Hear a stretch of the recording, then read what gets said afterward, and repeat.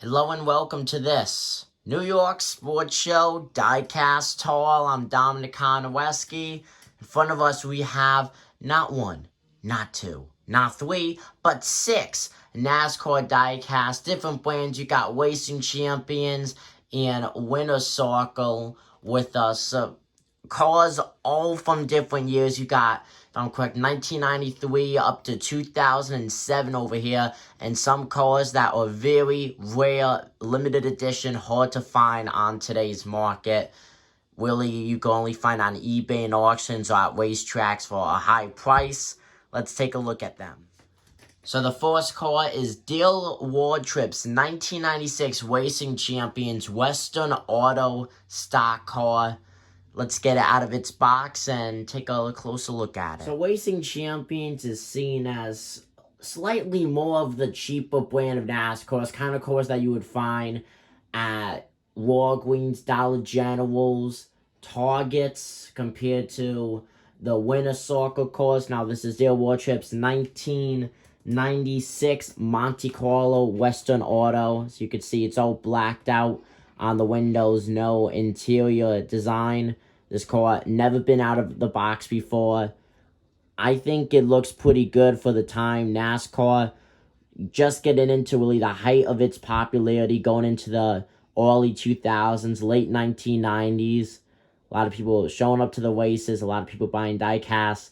And despite this being a fairly cheaply made diecast, it definitely has diecast metal here. It is heavy compared to other cars that come out today with Lionel. It's a great car, great paint scheme, one of the classic paint schemes in NASCAR. 100% a steal right there. We have Terry Labonte's Windows number 14 car. It is a Monte Carlo make as well, just as Dale Wardrop's. Terry Labonte, now known for driving the 14. You think of the famous Labonte brothers. You got Bobby, 18, Terry, number 5. Of course, the famed 5, Hendrick Motorsports, Kyle Larson in that car now, winning a lot of races, won last year's championship in the NASCAR Cup Series. Frankly, this was really the beginning of Terry Labonte's career. Not the most rarest diecast, but definitely a great one for anyone's collection. I'm personally not going to take this out of the box. The box, though, you could tell it has some age on it. But frankly, such a historic diecast, though, I feel like, in what was a very young driver turned superstar career. Up front, we have Sterling Marlin's Piedmont car. Now, I will be doing a diecast review on this car in a separate video that will be out later on.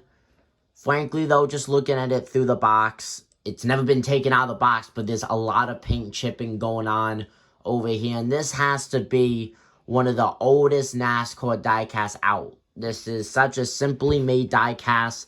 So I could see there's not even a car manufacturer logo on here. That's so crazy. If I'm correct, that's a Ford body on there. Please correct me if I'm wrong, but like I said, I will be doing a whole diecast review in a separate video on this car. Sterling Marlin, such a big name NASCAR driver. Famous, though, for driving the number 40, not the 44.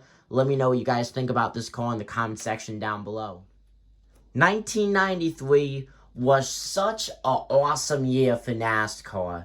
With Alan Kulwicki, Bill Elliott, Richard Petty. This is a season that went down as one of the best NASCAR seasons ever, and also one of the most historic. Now, when it comes to paint schemes, though, you don't think of this paint scheme by Harry Gant. His Chevy Lumina, number 7, red and yellow car with bugs on it. Let's get this bad boy open and check it out. This looks like a sick diecast, even though it's such a simply made paint scheme. Biggest thing I noticed taking this car out of the box, you see that? Copyright, it's 1991. This is a 1993 diecast. Usually, the diecast copyright is the same year as the car coming out. Now, as mentioned before, this is a Chevy Lumina.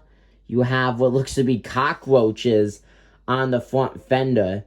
Overall, no manufacturer logo on this car. You do have the number 7 up front along with the black flag logo. but no Chevy manufacturer logo. Very simply made diecast. Personally, it's one of my favorites because it's Black Flag. I mean, Black Flags, those aren't something that you want in NASCAR. And then here you are, a car with a little black flag on its hood.